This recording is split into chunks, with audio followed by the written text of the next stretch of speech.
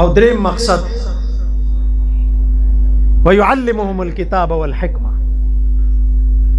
دا درس و تدریس څنګه چې علامه صاحب د حضرت تعارف وکړ چې دارالعلوم حقانیه زمونږه مادر علمي د هغې استاذ دي او د هغو دا مشغله ده.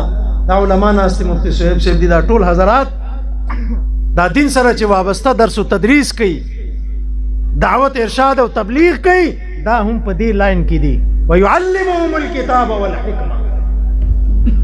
دا د رسول الله مبارک هغه میراث تو ژوندی کړی دی، نو دا میراث به موږ ژوندی کوو که نه انشاءالله.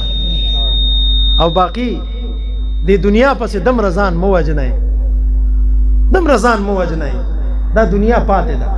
دمره حاصل کړئ چې زما وخت پې ښه تېر شي، زما د اولاد وخت پې ښه تېر شي، زما کور ته راغلی میلمه پې عذر شي. دې نه زیات ورپسې مه ځئ. زمونږ په دې پنجاب کې یو وډیره و، ډېر لوی وډیره و، او هغه دومره فرعون صفت و چې هغه به ځان سره بل سړی نه برابر، نوکران به یې راله 10 ګزه وروستو به یې کېنول، هېڅوک به یې ځان سره نه برابر و. بس اوچت به ناست و، ټاټ باټ سره په خپې به یې خپه ایښې وه او ناست به نخرې کې و، زه د ځمکو مالک یم، د مربو مالک یم، د پلازو مالک یم. ته که د ډېر جهان مالک شې خو تا نه لوی مالک رب العالمین دی، ته د هغه نه هم یره نه کوې. یو ورځ داس چلو شو چې یو داسې فقیر انسان په ځان یې داسې زوړ څادر اچولې او ږیره یې دا راغې ورسره داسې برابر کېناسته. دی ورته وایي او کاکا ته پېژنې زه څوک یم؟ هغه ورته وایي څوک یې؟ وایي زه وډېره یم، مالدار یم، ما څخه جایدادونه دي، ځمکې دي، مربې دي، جریبې دي، میلونه مې دي، ته ما نه پېژنې؟ وایي ښه. نو دی مشر ورته وایي ته څوک یې؟ نو هغه بابا ورته وایي چې زه ومه وډېره یم، د ځمکو مالک یم، که تا نه مې کمه ځمکه نه ده ستا برابر به یا به تا نه یو 2 انچه زیاته وي. د ورته ویې ته د کومې علاقې، د دې وطن، د دې سیمې دا ټول وډېرګان خو زه پېژنم، ستا نوم خو ما نه دی اورېدی، ستا رنګ ستا شکل مې نه دی کتلی، ته څنګه وایې چې زه وډېره یم او دغه یم؟ وډېرګان خو خلک پېژني که نه؟ په دې علاقې کې په دې تختبۍ کې چې څومره خانان او مشران دي، د ځمکو د میلونو مالکان دي، تاسو ټول یې پېژنئ که نه یې پېژنئ؟ موږ پنجاب کې یو لیکن موږ له د دې علاقې ډېرو خلکو نومونه راځي، ولې چې اخباراتو کې وینو، په خبرونو یې وینو حاجي پلانکې خان صاحب دی، پلانکې صاحب دی، پلانکې صاحب دی، هی به خانان او دغه ځان له به یي. موږ فقیرانو له څه دي؟ هغه ورته وایي چې زه خو تا نه پېژنم چې ته کوم ځای کې پاتې کېږې.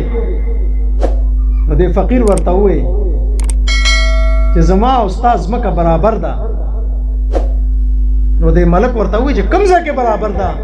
چې څه وخت ستا روح هم اوچته شله، زما روح هم لاړه، نو تا نه عمر څه دلته پاتې دي، ما نه به عمر څه دلته پاتې، ستا او زما ځمکه به بالکل برابر وي، قبر به یو شان کې، یو شان کې ځمکې ته به ځو. تاسو چېرته اورېدي دي چې د چا ملک، د چا خان او د چا وډېره او د چا دغه قبر چې دی هغه یې په 20 کنالو کې جوړ کړی دی؟ دومره غټ قبر دی.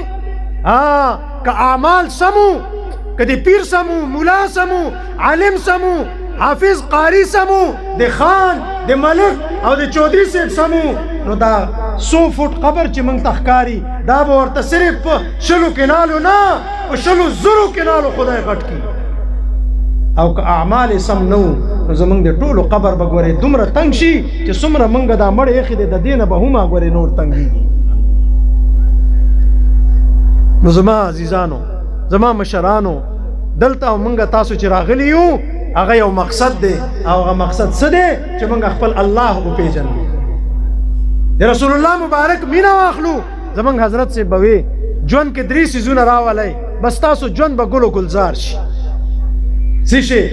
وی اول الله راضي کوي عبادت سره، هر کار هر عبادت چې کوئ د رب رضا پکې مقصود ساتئ، د مونځونو پابندي، د فرایضو پابندي، واجبات پابندی د سنتونو اهتمام مستحبات اهتمام د دې اهتمام وکړي الله راضي کړي الله به راضي کیږي څه سره عبادت سره دویم شی رسول الله مبارک راضي کړي اطاعت سره د رسول الله مبارک طریقې خپل ژوندونو کې راولئ نن موږ ټول پریشان یو هر یو وایي چې زما پلار دا وکړه زما تره دا وکړه مولا دا وکړه پیر دا وکړه خان دا وکړه موږ کې یو هم خپل ځان ته نه ګوري خپل ګریبان ته نه ګوري چې ما خپل ځان سره څه وکړه قرآن کریم کې رب څه وایي وما اصابکم من مصیبة فبما کسبت ایدیکم